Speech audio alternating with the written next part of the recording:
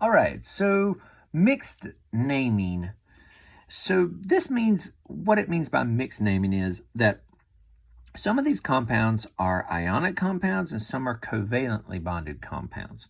And so the naming, remember, is different for ionic from covalent. Ionic compounds, you have to use a metal and a non-metal, and you have to use a Roman numeral. For a metal that is a transition metal, which means it's in groups 3. Or in other words, it's not in groups 1 or 2, and it's not aluminum. And so but any of them in groups 3 all the way through 13, 14, and 15.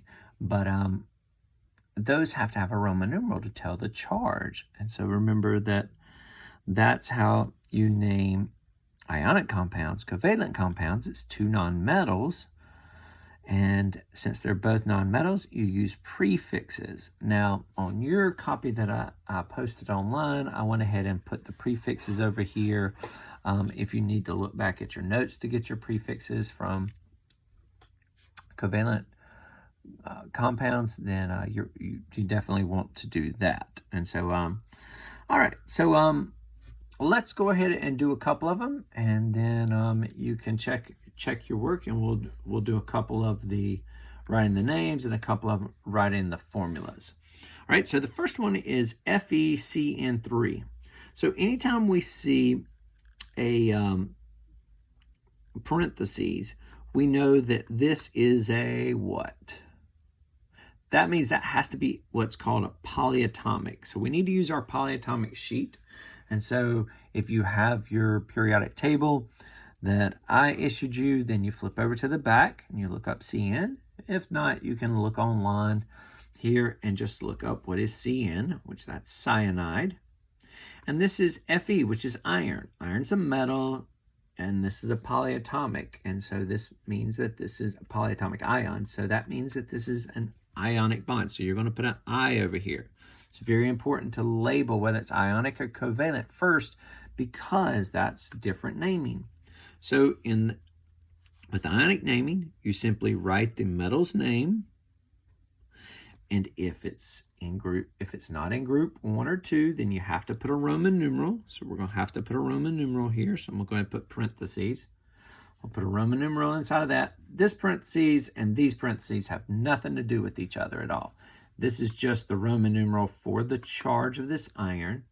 And then this polyatomic ion is called cyanides, and you simply look it up on the back and then you write it down.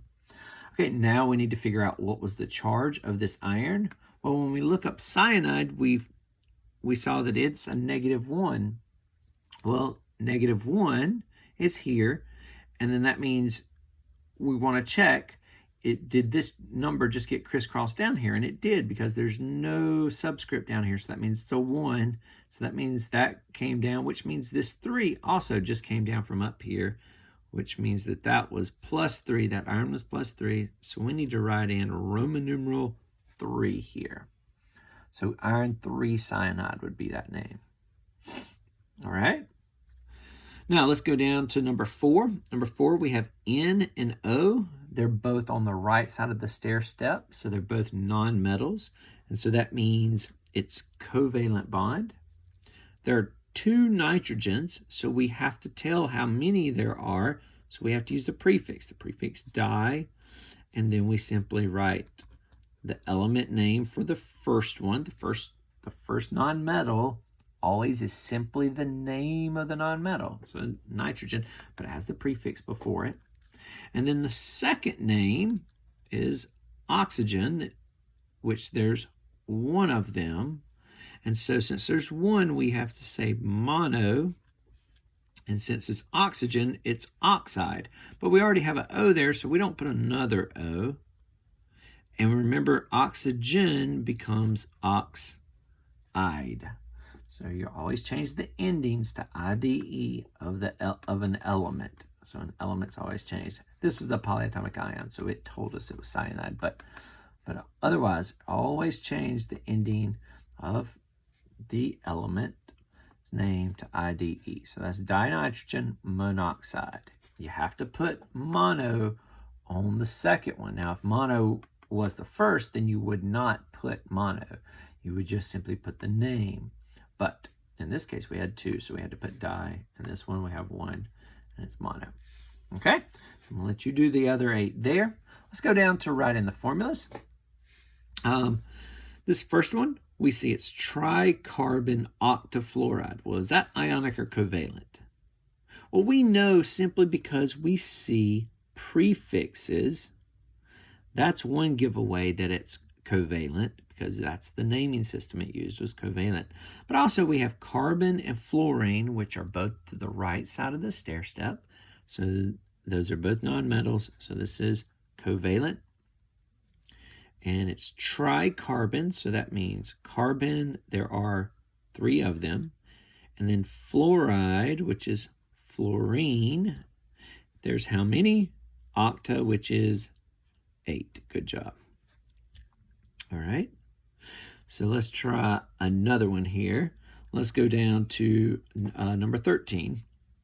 This is iron 2 arsenide. Iron 2 arsenide. So iron is a metal or a non-metal? Well, it's a metal, of course. So this is a metal. Anytime you have a metal bonded with something else, it's going to be ionic. Okay. Iron 2, so that means Fe. And anytime you deal with ionic, that means ions or charges. That means you have to work with the charges. The 2 tells us this iron is a +2.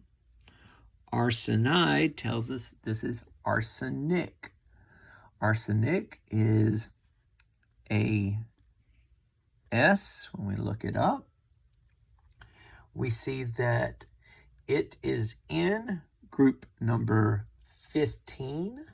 Arsenic is in group number 15. So that means it has 5 valence electrons. And so what it wants to do is gain 3. So it would be a -3 charge.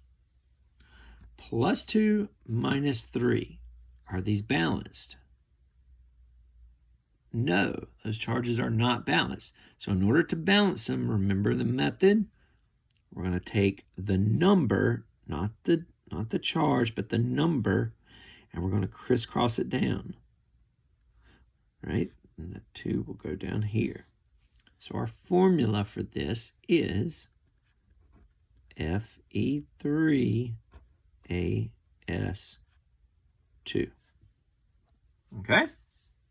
All right. Well, I think that gives you a couple of difficult ones I did for you, and you can work through the others, and then you can check your answers and make sure you're getting the mixed naming. Very important part of chemistry is being able to name ionic and covalent compounds. This is a part for going into a lab, being able to identify an element by its, a compound by its name, or being able to write the name from a formula, or being able to write the formula from the name. And so very, very important skill. So we want to make sure you have this well before we move on from this. So after you go through again, you want to check all your answers there, and then make adjustments. You can just mark out and then rewrite the correct answer if you mess up. If you have any questions, you want to post those in the comments. Make sure to subscribe to my channel here, and also to click on, if you need some of the other ones, you can click on the links that you'll see pop up here. All right. Thanks, guys.